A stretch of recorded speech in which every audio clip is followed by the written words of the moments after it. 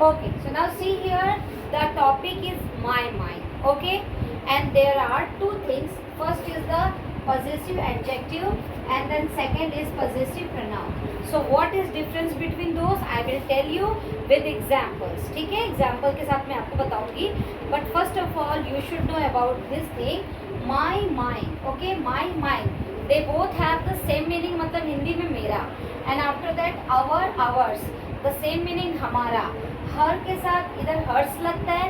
आप देख रहे हैं पीछे की तरफ सब में एस एस एस आपको दिख रहा है, लेकिन हिज का हिज ही होता है, हिज में एस नहीं लगता है.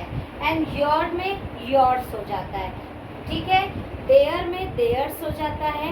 And it we use for things, and it का हो जाता है इट्स. ओके, क्या हो जाता है? It's. Now take a screenshot please.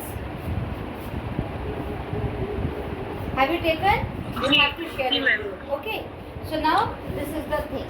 Now I am just going to rub and I am going to explain you where you have to use the mine and where you have to use mine. Okay. The thing I am going to tell you.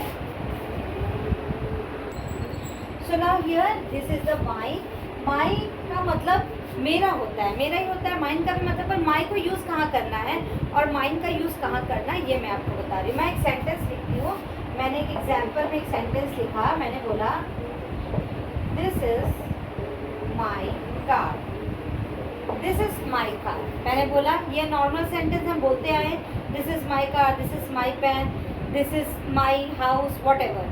आपने एक चीज़ देखा है, my और after that car. After my is coming one noun. My के बाद एक noun आ रहा है, नाउन आ रहा है, कार एक नाउन है. तो माई जो है आपका पॉजेसिव एडजेक्टिव है. पॉजेसिव एडजेक्टिव के बाद आप एक नाउन को देखते हैं, नाउन आपको दिख रहा है. ठीक है, अब यहाँ पे क्या बताया जा रहा है, ये चीज़ें डिस्क्राइब कर रही है. जो माई है ना, वो डिस्क्राइब कर रहा है कार के बारे में कि मतलब वो मेरी है. ठीक है, ये डिस्क्राइब कर रहा है. अब यहाँ पे ये सेंटेंस, अब पॉजेसिव तो है, अब मतलब आपको पॉजेसिव तो दिखाई दे रहा है कि आप वहाँ पे अधिकार अपना शो कर रहे हैं, दिस इज माई कार. ठीक है, और आपको पॉजेसिव एडजेक्टिव के बाद एक नाउन दिखा है. जो पॉइंट वाली चीज़ है वो मैं आपको बता रही हूँ. और यहाँ पे जो माई है वो चीज़ों को डिस्क्राइब कर रहा है, मतलब मेरी है. अब मैं नेक्स्ट सेंटेंस यहाँ पे लिख रही हूँ आपके लिए. This car is mine. This car is mine. अब यहाँ पे आपने क्या देखा? आपने ये देखा कि कार जो नाउन है वो पहले आ रहा है, माइन के बाद आपको कोई नाउन नहीं दिखता है. ठीक है, माइन का यूज़ मोस्टली हम लास्ट में ही करते हैं, उसके बाद आपको कोई नाउन नहीं दिखता है.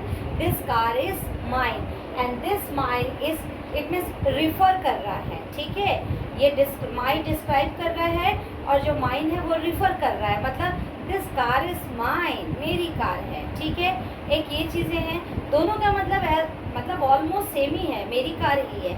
पर डिफरेंस आपको समझ में आना है कि जब भी आप पॉजेसिव एडजेक्टिव यूज़ करते हैं तो उसके बाद नाउन आता है. पॉजेसिव प्रोनाउन के बाद कोई नाउन नहीं आता, उसके बिफोर एक नाउन आता है. ये तो आपको मैंने ऐसे ही बता दिया. ये समझने के लिए पॉइंट वाली चीज़ें आप समझ गए क्या कैसे कैसे करना है. पर यहाँ पे एक और छोटी सी चीज़ बताना चाहूँगी कि जब हम ज़्यादातर पॉजेसिव प्रोनाउन में अपने सेंटेंस बोलते हैं, वहाँ हम नाउन का यूज़ भी बहुत रेयर ही करते हैं. Suppose someone is asking whose pen is this, that time I am telling it's mine, it's yours, it's hers.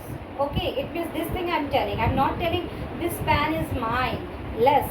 And sometime I have to say, and it means जब understood नहीं है, there only I have to say. पर understood है, someone is asking and it's mine, that time I am क्या say, it's mine. I am not using pen. मैंने pen का use ही नहीं किया. Is it clear? तो समझ में आ रही है चीज़ों को कैसे यूज़ किया जाता है.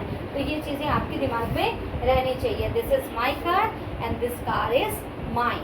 ओके, एक हिंदी सेंटेंस के थ्रू अगर आपको समझाऊं कि अगर हम हिंदी ज़्यादा सोचते हैं, ज़्यादा हमारे माइंड में, तो पहला Hindi comes in our mind and after that we have to translate this all. Okay, but you have to make habit to think English. Okay, पर इंग्लिश आप सोचने की अपने दिमाग में हैबिट लाइए. एक हिंदी सेंटेंस लिख के अभी आपको समझा रही हूँ.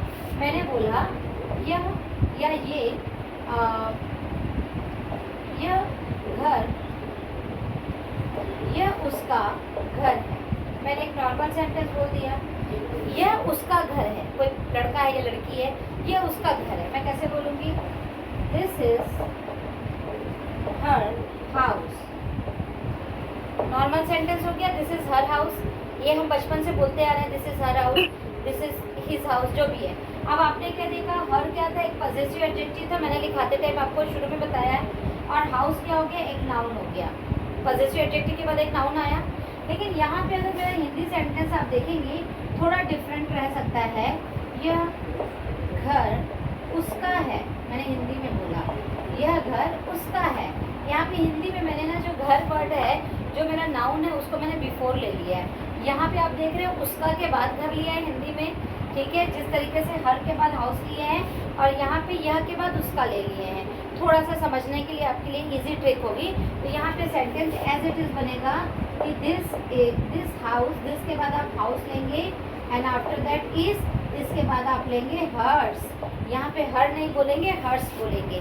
This house is hers. Got it? Clear? It's very simple to understand. If you have doubt, then ask me.